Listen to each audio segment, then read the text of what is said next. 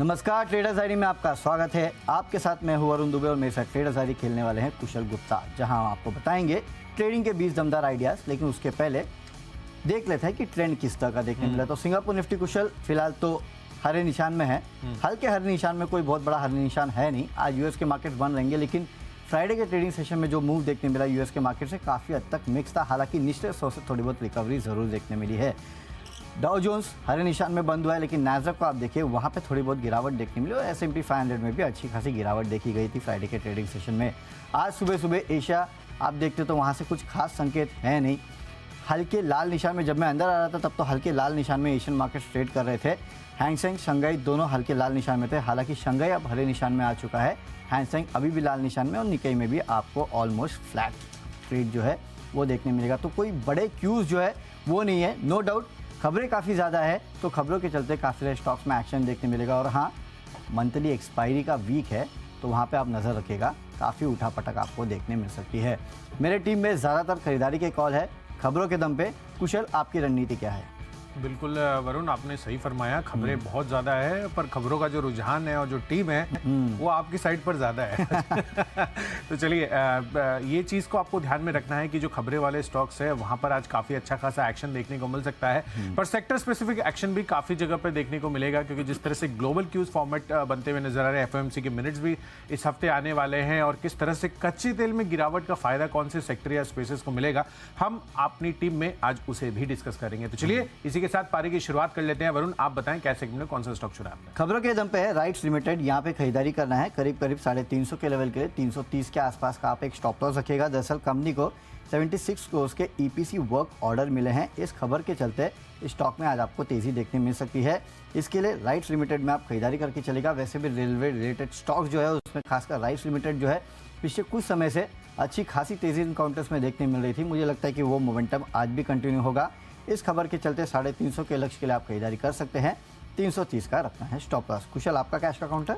देखिए, मेरी तरफ से भी कैश का काउंटर एक खबर के दम पर ही है, और लूमेक्स ऑटो टेक्नोलॉजीज यहाँ पर खरीदारी के मौके बन सकते हैं। दरअसल इन्होंने एक अधिग्रहण किया है IACNM मॉरिशस का, और यहाँ पर ये 587 करोड़ में अधिग्रहण किया है। अब ये अधिग्रहण कितना महंगा या कितना सस्ता था, मैं उस चीज़ को भी एनालाइज कर रहा था। 1.2 टाइम्स पर यहाँ पर जो इनका ओवरऑल जिस तरह वैल्यू पर ये ट्रेड हुआ है, यानी कि जो एक्विजिशंस किया गया है और जो सेल्स है इसकी, वो 1.2 टाइम्स पर है। तो कहीं ना कहीं मुझे लग रहा है कि यहाँ पर बहुत ज़्यादा महंगा एक्विजिशन नहीं है। इनका खुद का market cap to sales ratio 1 का है, 1 से आप कह सकते हैं 1.1 के आसपास तक का। तो उसकी वजह से कहीं ना कहीं मुझे लग रहा है कि महंगा अधिग्रहण नहीं होना है, और साथ ही कंपनी की आगे चलकर अच्छी सिनर्जी बेनिफिट मिलेगी, खासकर इंटीरियर सिस्टम्स में। तो मुझे लग रहा है कि यहाँ पर कंपनी के लिए काफ़ी अच्छे मौके बन सकते हैं आगे चलकर। 226 रुपये के टारगेट के लिए यहाँ पर खरीदारी कीजिए। 217 रुपये, 3 रुपये नीचे आपको यहाँ पर स्टॉप लॉस लगाना है। तो कैश सेगमेंट की तो स्टॉक्स की बात हो गई है, पर अब बढ़ते हैं डेरिवेटिव स्पेस की कैटेगरीज की तरफ, और यहाँ पर सबसे पहली कैटेगरी है फ्यूचर्स की।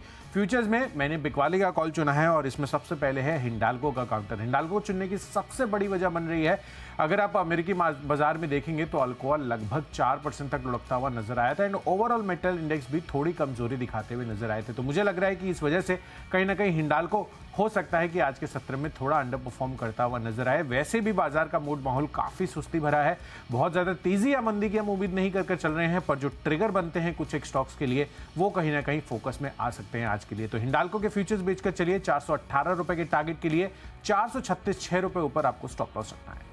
चलिए, मेरे तरफ से फ्यूचर्स में खरीदारी का कॉल है। कुशल, आपने तो बिकवाली कर दी है हिंडाल्को में, और जाहिर सी बात है कि मेटल काउंटर्स में दबाव आया है अल्कोआ में, तो हिंडाल्को में दबाव आएगा। लेकिन कच्चा तेल, इसमें भी अच्छा खासा दबाव देखने मिला है, और ऑलमोस्ट $83 या उसके नीचे जो है कच्चा तेल फिसल चुका है। इनफैक्ट कुछ हफ्ते पहले अगर आप देखते तो करीब करीब $87-88 के आसपास भी पहुंच चुका था, और वहां से अच्छी खासी गिरावट हुई है, लेकिन स्टॉक्स में रिएक्शन अब तक देखने मिला नहीं है। अब मेरे ख्याल से टायर स्टॉक्स है, पेंट स्टॉक्स है, इनमें आपको रिएक्शन देखने मिलेगा। इसके लिए बर्जर पेंट जो कि सबसे पहले रिएक्ट करता है, इसको मैंने अपने टीम में शामिल किया है।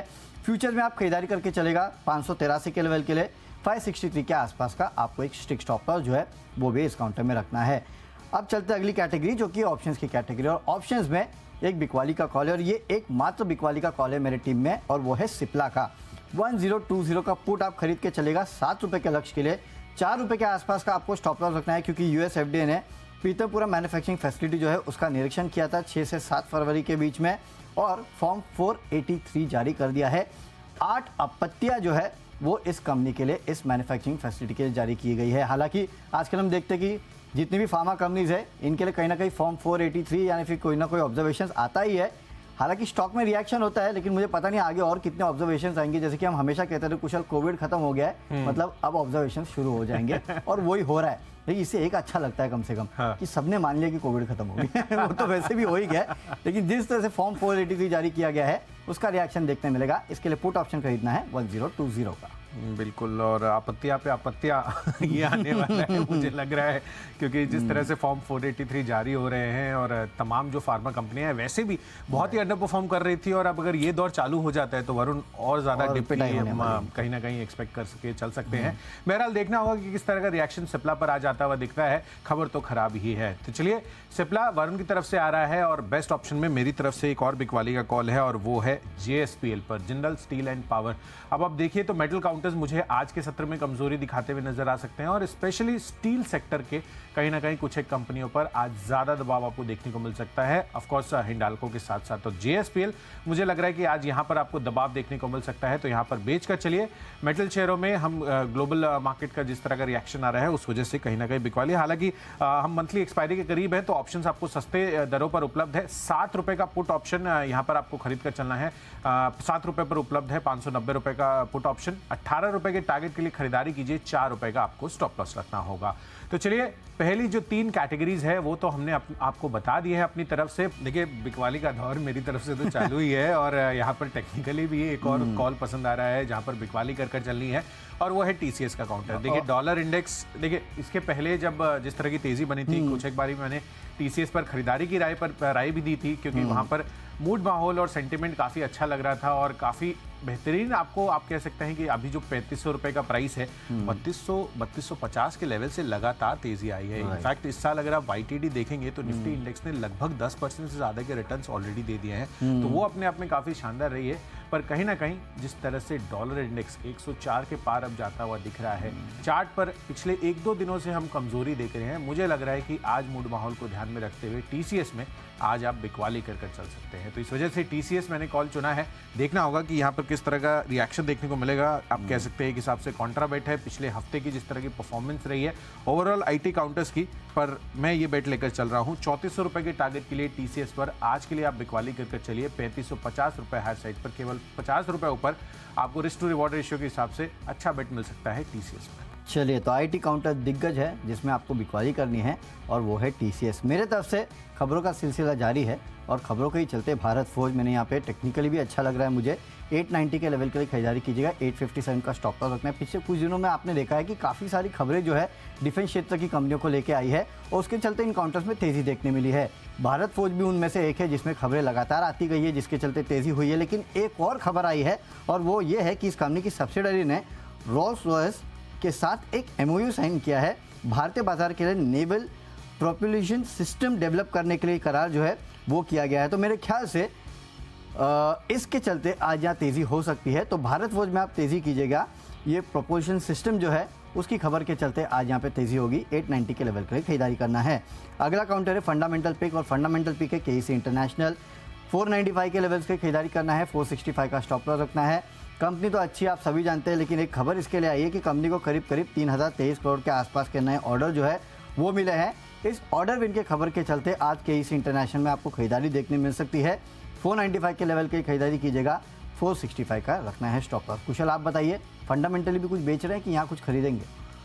देखिए, अभी खरीदने का ही मूड माहौल लग रहा है फंडामेंटली, और मेरी तरफ से तो जो एक नतीजा बचा था वो मैंने ले लिया था, उसमें क्रिसल था।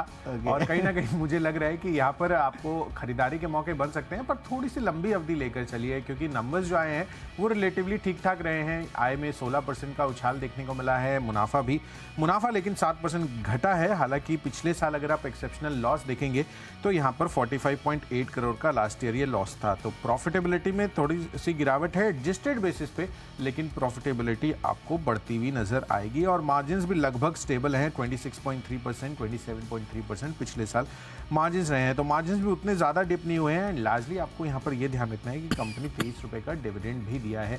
लॉन्ग टर्म के लिहाज से क्रिसिल पर फोकस कर चलिए, पर 3 से 4 महीनों की अवधि भी अगर आप देते हैं तो मुझे लग रहा है कि 3600 रुपये यानी 10 से 12% का रिटर्न तो आपको इसमें 100% देखने को मिल सकते हैं। तो फंडा पिक के लिहाज से क्रिसिल खरीदारी कर चल सकते हैं। पर लंबी अवधि के लिए कौन सी स्टॉक में आपको राय लेनी है वो मैं आपको बताता हूं, और वो है इन्वेस्टमेंट पिक के लिहाज से आयशर मोटर्स। इसके पहले भी ये स्टॉक मैंने आपको काफ़ी बारी दिया है, पर यहाँ पर अब मोमेंटम में कंपनी का आने का एक बड़ी वजह बन रही है इनके ग्लोबल मार्केट्स में जिस तरह के एक्सपोर्ट आंकड़े आते हुए दिख रहे हैं, उस पर मुझे ज़्यादा बुलिशनेस नज़र आ रही है और इसी वजह से इसको पोर्टफोलियो पिक के हिसाब से आप चुनकर चल सकते हैं। अगले एक साल में लगभग 4000 रुपये के टारगेट आते हुए दिख सकते हैं।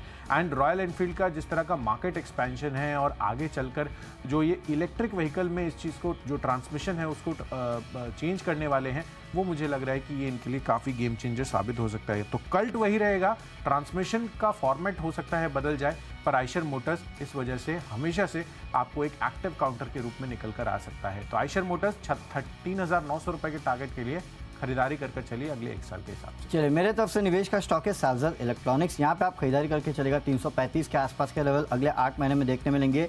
Rotary, switch, wiring, duct, sensor और ट्रांसफार्मर के कारोबार में जहाँ पे कंपनी मार्केट लीडर है। एक्सपोर्ट में लगातार बढ़ोतरी हो रही है और रुपया जो गिर रहा है उसका फायदा भी इस कंपनी को लगातार मिलते जा रहा है। इसके अलावा ईवी चार्जिंग स्टेशन में भी ये कंपनी काम करती है, तो अच्छी ग्रोथ का अनुमान है। और मैं उन कंपनीज को देख रहा था जिनमें लगातार कुछ क्वार्टर्स में प्रॉफिटेबल में ग्रोथ देखने मिली थी और ये उस कंपनी में से एक है। हाल ही में रिजल्ट्स आए थे, मुनाफे में अच्छी खासी बढ़त हुई है।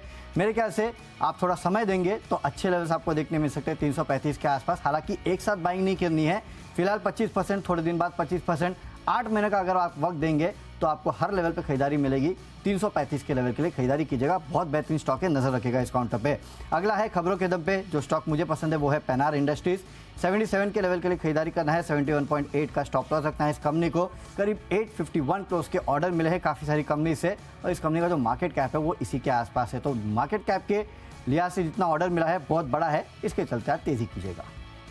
बिल्कुल, तो चलिए, पेनार इंडस्ट्रीज ज़बरदस्त ऑर्डर मिलते हुए दिख रहे हैं इनको मल्टीपल कंपनियों से, तो मुझे लग रहा है कि यहाँ पर भी तेज़ी रह सकती है। तो डबल कन्विक्शन के साथ आप यहाँ पर खरीदारी कर चल सकते हैं। खबरों के दम पर मेरी तरफ से है चंबल फर्टिलाइजर। अब इसमें खबर क्या बन रही है, जो फंडामेंटल है, आप देखिए नेचुरल गैस, इसकी कीमतों में लगातार गिरावट है। इनफैक्ट शुक्रवार के सत्र में $2.2 पर यहाँ पर इसकी कीमतें जाती हुई दिख रही है। लगभग 5% तक की गिरावट वहाँ पर देखने को मिली है और यूरिया प्रोडक्शन में जिस तरह से नेचुरल गैस का इस्तेमाल किया जाता है वो कंपनी के लिए काफ़ी बेहतरीन फंडामेंटल क्रिएट होते हुए दिख रहे हैं, जिस तरह से यहाँ पर लगातार गिरावट आ रही है इनपुट कॉस्ट में। तो चंबल फर्टिलाइजर 302 रुपए के टारगेट के लिए खरीदारी कीजिए, 287 रुपए का आपको यहाँ पर स्टॉप लॉस लगाना है। चलते हैं हमारी आखिरी कैटेगरी जो कि है माई चॉइस की, और तीनों की तीनों मेरी तरफ से खरीदारी के कॉल है।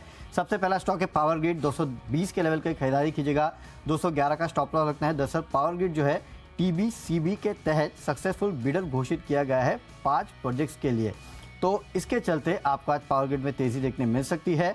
खरीदारी कीजिएगा पावर ग्रिड में। अगला है IDBI बैंक। 51 के लेवल की खरीदारी करना है, 47.5 का स्टॉप लॉस रखना है। फुटसी का ऑल वर्ल्ड इंडेक्स जो है उसमें इसको शामिल किया गया है हाथ से। हालांकि मार्च से जो चेंजेस है वो लागू होंगे, लेकिन स्टॉक में तेजी हो सकती है। और आखिरी स्टॉक है पतंजलि फूड्स। 955 के लेवल की खरीदारी करना है, 900 का स्टॉप लॉस रखना है। खबर यहाँ भी वही है कि फुटसी के ऑल वर्ल्ड इंडेक्स में इसको भी शामिल किया गया है और दोनों स्टॉक जो है ओवरसोल्ड है, तो इसके लिए शायद आज तेजी हो सकती है। खरीदारी करके चलेगा इन स्टॉक्स में।